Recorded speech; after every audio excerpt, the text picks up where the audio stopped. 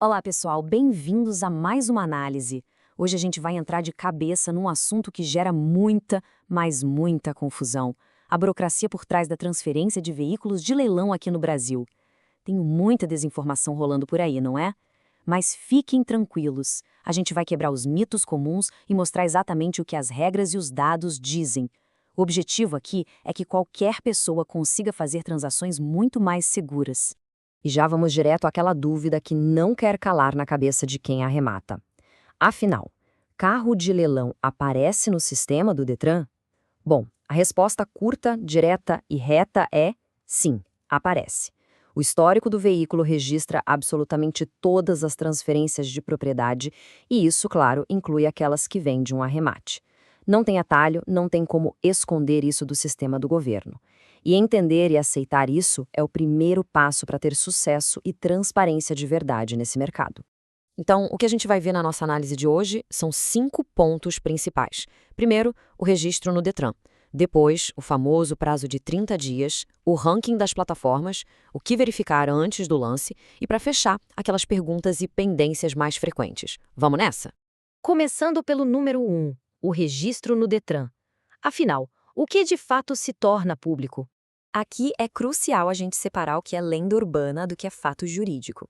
O sistema do Detran registra sim a mudança de titularidade, ou seja, o carro saindo do leiloeiro para quem arrematou.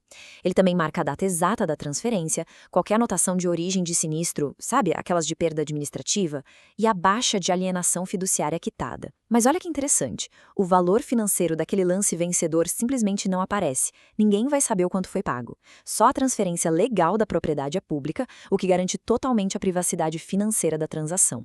Avançando agora para a nossa segunda parte, o prazo de 30 dias. É aqui que a situação aperta e a gente entra no conflito central desse processo todo.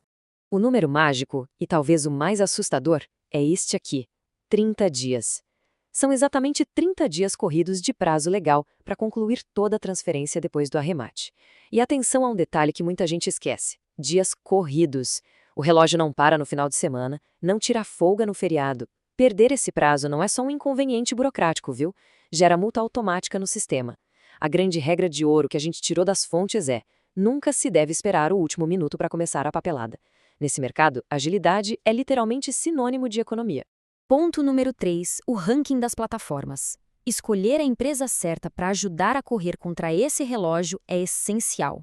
Olhando para o panorama atual do mercado, a gente vê um contraste absurdo na eficiência dessas empresas. Lá no topo, a Zeno Leilões lidera o pódio com impressionantes 96% de sucesso nas transferências dentro do prazo, resolvendo tudo em uns 5 dias úteis. A Freitas Leiloeiro e a Copart também mandam muito bem, mantendo números excelentes acima dos 90%.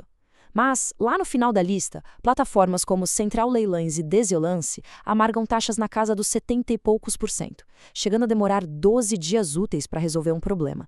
É uma diferença brutal. É o tipo de atraso que faz qualquer um estourar aquele prazo legal que a gente acabou de falar e tomar multa de graça. Basicamente, a gente tem 3 gigantes dominando essa eficiência burocrática: Zeno Leilões, Freitas Leiloeiro e Copart. E o que essas 3 têm de tão especial em comum? Elas contam com equipes altamente especializadas e um acompanhamento documental de verdade. A Copart, por exemplo, chega a ser credenciada em 5 Detrans diferentes.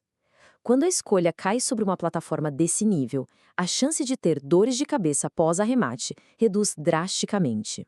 Para dar um exemplo bem prático, vamos olhar os dados da líder desse segmento médio, a Zeno Leilões.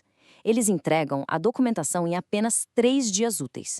E o mais impressionante de tudo: 94% dos lotes já vêm com os débitos quitados antes mesmo da transferência. Para quem está naquela corrida maluca contra o relógio dos 30 dias, receber os documentos mastigados de forma tão ágil é um alívio gigante. Dá uma margem de segurança enorme para encarar qualquer ida ao Detran. Indo para o número 4, o que verificar antes? Essa é a fase de ser proativo para evitar desastres financeiros depois. Antes de dar qualquer lance, existe um checklist de 3 passos que é absolutamente inegociável. Passo 1. Confirmar se os débitos de IPVA, multas e licenciamento estão quitados ou claramente inclusos no valor do lance. Passo 2. Fazer uma leitura atenta do edital, lendo com lupa para ver se não tem nenhuma alienação fiduciária ou bloqueio judicial travando a vida do veículo. E passo 3. Confirmar se o documento CRV vai estar disponível a tempo para apresentar no Detran. Pessoal, não importa se é a melhor plataforma do mundo, fazer a verificação contínua do edital é a responsabilidade número 1 de quem está comprando. E chegamos ao nosso quinto e último ponto: perguntas e pendências frequentes. Porque, mesmo com verificações prévias, obstáculos podem surgir. A pergunta que mais gera ansiedade no mercado disparado é: o registro de leilão no Detran impede a revenda futura do carro? É um medo perfeitamente compreensível, considerando que o grande objetivo de muita gente que entra nisso é exatamente a revenda com lucro. E a resposta, baseada estritamente nos dados, é um sonoro não. O registro de leilão no histórico do Detran não bloqueia a venda nenhuma. Ele atua apenas como um informe técnico de que o veículo passou pelo processo de arremate. A diferença crucial, o grande pulo do gato aqui, é que o impacto real no valor de mercado ocorre devido a anotações de sinistro ou perda total. Veículos de leilão com histórico limpo, sem essas anotações específicas, sofrem um impacto comercial muito menor. Ou seja, o leilão por si só não congela o bem no mercado. Mas, claro, o Detran pode, ocasionalmente, travar o processo. E adivinha quais são os 3 maiores vilões burocráticos lá no balcão? Débitos pendentes que não foram quitados a tempo, bloqueios judiciais ativos no sistema e a famosa documentação incompleta. Essas são as barreiras primárias que causam aquela temida recusa da transferência diretamente no órgão de trânsito. Se houver uma recusa, nada de pânico. O processo exige frieza e método. Primeiro, é preciso identificar o motivo exato da recusa no Detran. Segundo, deve-se notificar a plataforma de leilão imediatamente usando os canais oficiais de suporte. Terceiro, solicitar a regularização formal da pendência.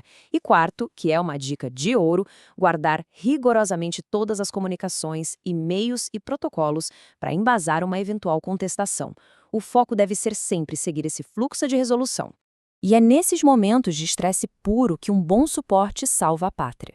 Como mencionado no material que analisamos, utilizando serviços como o grupo Zeno.app, essas pendências documentais que geram recusas são resolvidas em até 5 dias úteis. E ainda oferecem um apoio com um guia digital de orientação para todo o processo no Detran.